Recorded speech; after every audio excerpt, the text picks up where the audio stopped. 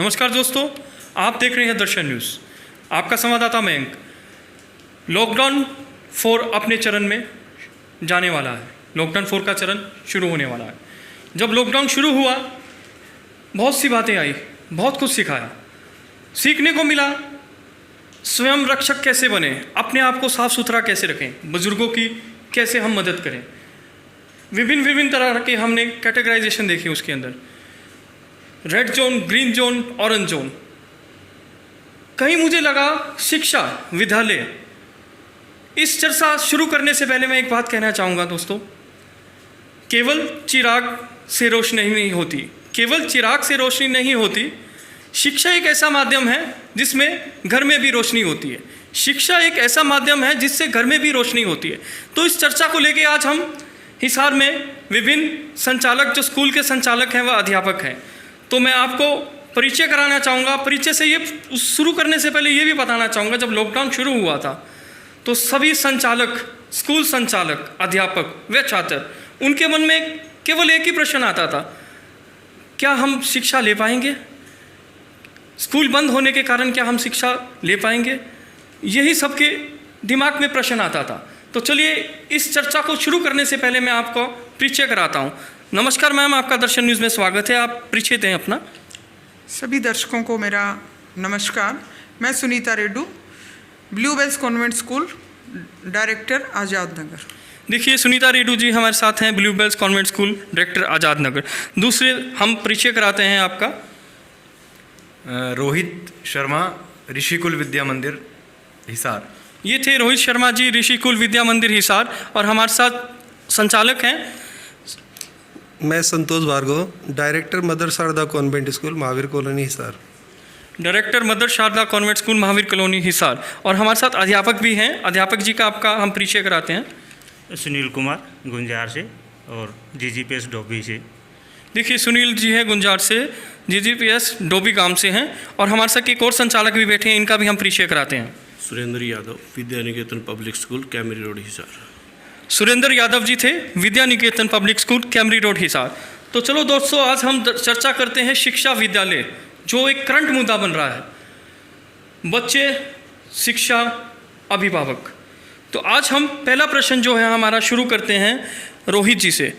रोहित जी, मेरा पहला प्रश्न है आपसे, जैसे ऑनलाइन क्लासेस हैं, अब विद्यालय सब बंद हो चुके हैं। ऑनलाइन क्लासेस में जो अभिभावकों का हमारे पास कॉल आती है, ये कहा जा रहा है कि तनावपूर्ण माहौल हो रहा है बच्चों में।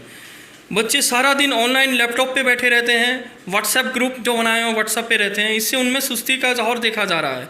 और एक प्रॉपर क्लास के अंदर पढ़ना, फिजिकली अटेंडेंस, और एक मेंटली कहीं और इन्वॉल्व करना ऑनलाइन, जबकि क्लासेस पूरी हो रही हैं, विद्यालय अपना पूरा काम कर रहा है, अध्यापक अपना पूरा काम कर रहे हैं। इस डिफरेंस के बारे में आप क्या कहेंगे जो तनाव बन रहा है?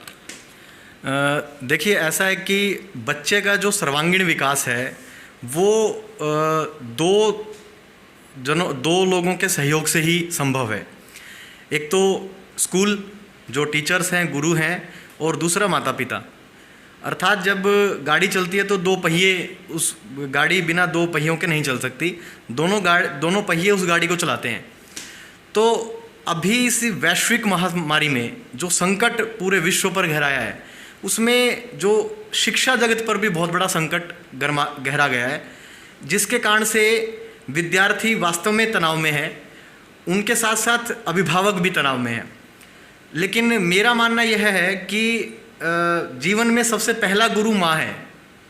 यदि माता पिता इस वैश्विक महामारी में ये समझ लें और इस चीज़ का एक समर्पण, एक त्याग दिखाएं कि जो विद्यालय सहयोग कर रहे हैं उन विद्यालयों का वो भी सहयोग करें, और बच्चों को यह समझाने का प्रयास करें कि ये 1 महीना 2 महीना जितना ये विद्यालय सबसे अंत में खुलेंगे, तो सबसे जो अभी सेंसिटिव है वो बच्चे ही, सेंसिटिव जो क्षेत्र है वो शिक्षा जगत ही है। मेरा मानना है कि 10 वर्ष से कम के बच्चों के लिए तो सबसे अंत में विद्यालय भी सबसे अंत में खुलेंगे, ऊपर के विद्यालय तो फिर भी खुल जाएंगे।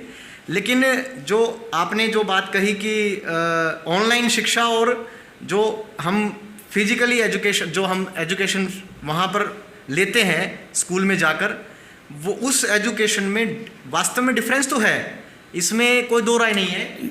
जी, जैसे कि रोहित जी मैं रोकना चाहूँगा आपको, जैसे कि कई अभिभावकों का हमारे पास कॉल आती है, बच्चे में सुस्ती देखी जा रही है, एक तनाव का माहौल पैदा हो रहा है।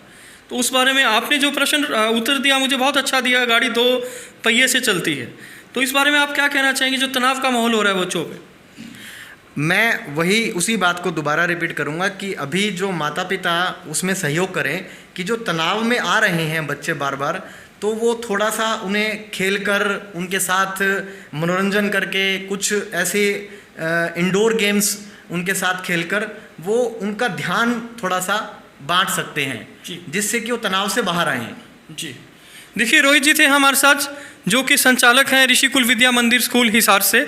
इनका बहुत अच्छा कहना था कि पहला जो गुरु है माँ है, और गाड़ी 1 पहिए से नहीं चलती, 2 पहिए से चलती है। बच्चों को रुझान के लिए, तनाव दूर करने के लिए उनको खेल कूद में माँ बाप को देखना चाहिए, जैसे कि इंडोर गेम्स या अदर गेम्स, जिससे कि बच्चे का जो रुझान है अलग अलग विकसित होगा। तो इसके बाद हम बात करते हैं, मैडम हैं सुनीता रेड्डू जी। मैम, एक प्रश्न आपसे है जो अभी करंट में चल रहा है। अभिभावक कहते हैं लॉकडाउन चल रहा है, 3 महीने 2 महीने अभी कुछ नहीं पता है, कोई गाइडलाइंस नहीं है ये सरकार से, सिलेबस जो हो रहा है पूरा नहीं हो रहा है, अध्यापक अपनी तरफ से पूरी क्लासेस दे रहा है, मगर कहने का मतलब वही आ रहा है कि जो ऑनलाइन क्लासेस है और जो फिजिकली क्लासेस जो क्लास में ली जाती है इसमें डिफरेंस आ रहा है। जो सिलेबस का लॉस होगा आफ्टर लॉकडाउन, उसमें क्या प्रक्रिया रहेगी आपकी तरफ से? ऐसा है, जो महामारी, वैश्विक महामारी आई है, वो उसके लिए कोई भी तैयार नहीं था। तो ऑनलाइन का सिस्टम बड़ी सीनियर क्लासेस में, कॉलेजेस में चलता रहा है। छोटे बच्चे इससे अभी तक अवगत नहीं रहते। विदेशों में तो ये प्रक्रिया फिर भी पहले चल रही थी, भारत देश में इसका इतना बड़ा रूप नहीं था। लेकिन समय की ये मांग थी कि बच्चे बिल्कुल ही पढ़ाई से हट जाएंगे अगर 3-4 महीने ये लॉकडाउन चला।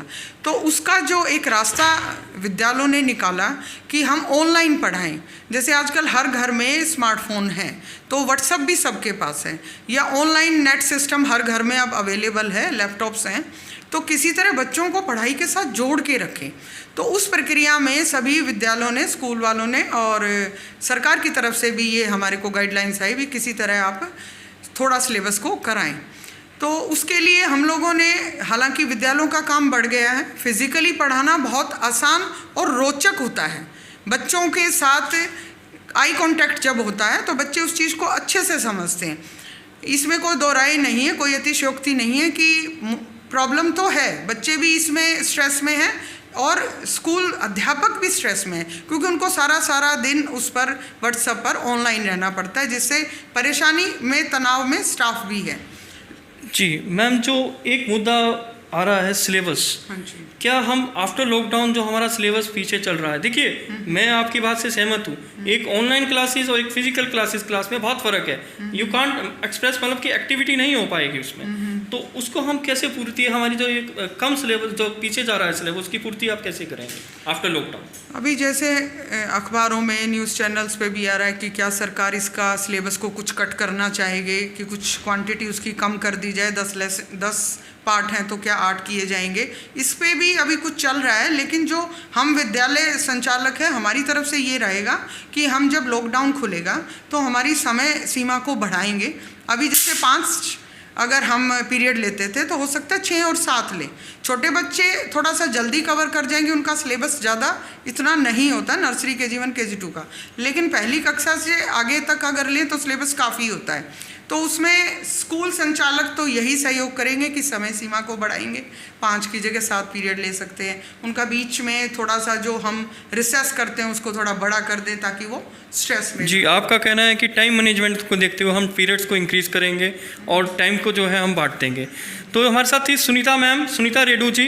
बहुत बहुत धन्यवाद रेड्डू जी आपका सवाल का जवाब देने का। और हमारे साथ अब आगे संचालक है संतोष भार्गव जी, जो कि mother Sharda convent school Mahavir colony Hisar से हैं।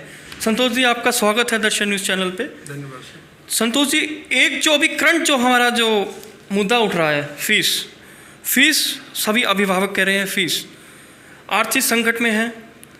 और जहां कंवरपाल गुर्जर जी, जो कि शिक्षा मंत्री हरियाणा है, उनके 2 दिन पहले एक बयान आया कि अभिभावक फीस देंगे। फीस देंगे मगर अभिभावक कहते हैं हम फीस क्यों दें, ये दो पहलू हैं। तो इस पहलू में आप क्या कहना चाहेंगे? फीस कह रहे हैं क्यों दें जबकि ऑनलाइन क्लासेस भी लग रही हैं, इस बारे में आप क्या कहना चाहेंगे?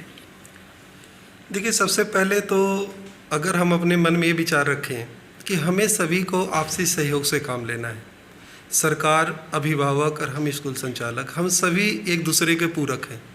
सरकार कभी भी किसी का ऐसा नहीं सोचती कि उसका भला ना हो, उसका नुकसान हो। अभिभावक भी, क्योंकि हम उनके बच्चों को पढ़ा रहे हैं, तो कभी ऐसा नहीं चाहते कि विद्यालय बंद हो जाए, विद्यालय का नुकसान हो। हम भी नहीं चाहते कि अभिभावकों का नुकसान हो। अगर हम सभी एक दूसरे के बारे में सोचें तो इसका ज़रूर कोई ना कोई हल निकल सकता है।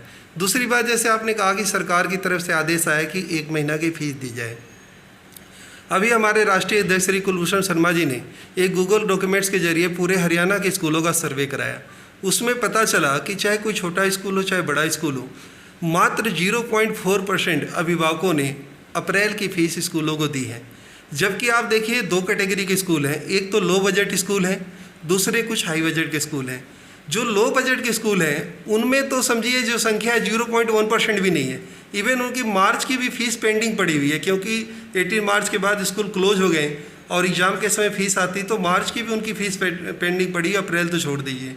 तो ये सोचना पड़ेगा कि अभिभावकों की हम सहयोग करें कि विद्यालय भी चलें और अभिभावकों को भी परेशानी ना हो। जी संतोष जी, एक और जैसे बात थी कि क्या जो हमारी फ़ीस है बढ़ेगी कि जो फीस है वही उतनी देनी पड़ेगी?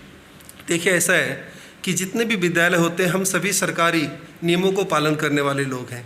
जब सरकारी आदेश होता है तो उसमें घाटा मुनाफा ये चीज़ें नहीं देखी जाती हैं, क्योंकि सरकार सर्वोपरि है। अगर हमारा डिपार्टमेंट शिक्षा विभाग हमें जो आदेश देता है हम उसको अपना नफ़ा नुकसान छोड़कर उस आदेश को अक्षरशः पालन करते हैं।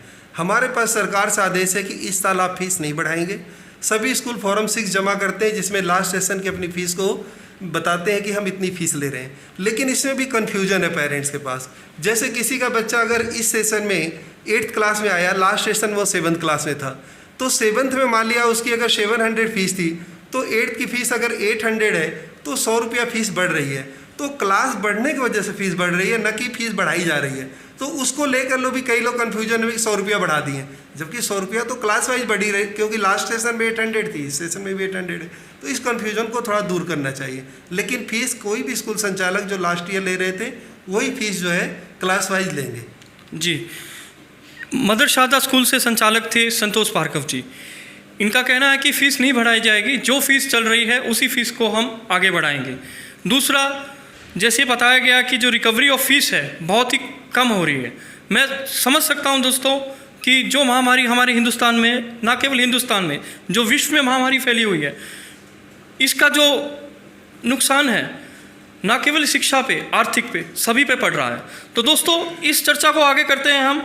हमारे साथ हैं सुनील जी जो गुजरात से है और सरकारी अध्यापक हैं। सुनील जी, आपका स्वागत है दर्शन न्यूज़ चैनल पे।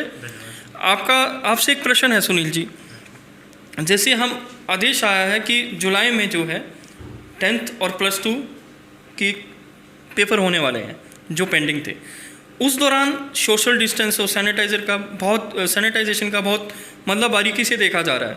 तो उसमें आपका क्या विचार है कि सोशल डिस्टेंस को मेंटेन करें कि एक ही क्लास में 10 बच्चे होने चाहिए, 5 बच्चे होने चाहिए, क्या प्रॉपर सैनिटाइजेशन होना चाहिए? इस बारे में आप क्या कहना चाहेंगे? सर, पहली बात तो ये है कि काफ़ी समय से लोगों के अंदर कन्फ्यूज़न थी कि जो बचे हुए एग्ज़ाम्स हैं बोर्ड के वो लिए जाएंगे या नहीं लिए जाएंगे, जो अब सरकार की तरफ से भी और चेयरमैन साहब की तरफ से भी क्लियर हो चुका है कि जो एग्ज़ाम पेंडिंग हैं मैट्रिक और +2 क्लासेज के, वो जुलाई के फर्स्ट वीक में लिए जाएंगे।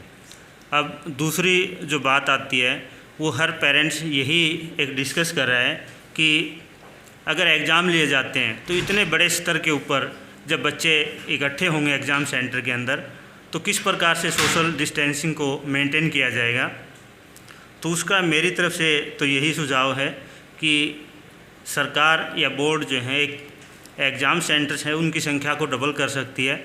जिस तरह पहले एक कक्षा के अंदर, एक कमरे के अंदर 24 बच्चों को बिठाया जाता था, तो उनकी संख्या को आधा किया जा सकता है, जिससे इस प्रकार व्यवस्था बन सकती है कि एक बेंच पे अगर बच्चा बैठता है तो उसके बाद एक बच्चा जो बेंच है बीच में वो खाली रह जाएगा, उससे नेक्स्ट पे फिर बच्चा बैठ सकता है। तो इस प्रकार से सोशल डिस्टेंसिंग का पालन उसमें हो सकता है। जी सुनील जी, एक और भी जैसे मंत्री साहब से, शिक्षा मंत्री से बात आ रही थी 2 दिन पहले कि अगर स्कूल खुलते हैं तो अल्टरनेट डेज पे 15 दिन जो है 15 विद्यार्थी एक दिन आएंगे, 15 विद्यार्थी एक दिन आएंगे। क्या आप सहमत हैं इस चीज़ से? जी सर, बिल्कुल, क्योंकि कोरोना से अगर हमें जीतना है तो सोशल डिस्टेंसिंग का पालन करना तो ज़रूरी होगा। और अगर सभी बच्चे विद्यालय में उपस्थित होते हैं तो सोशल डिस्टेंसिंग को मेंटेन करना एक बहुत बड़ी चुनौती है।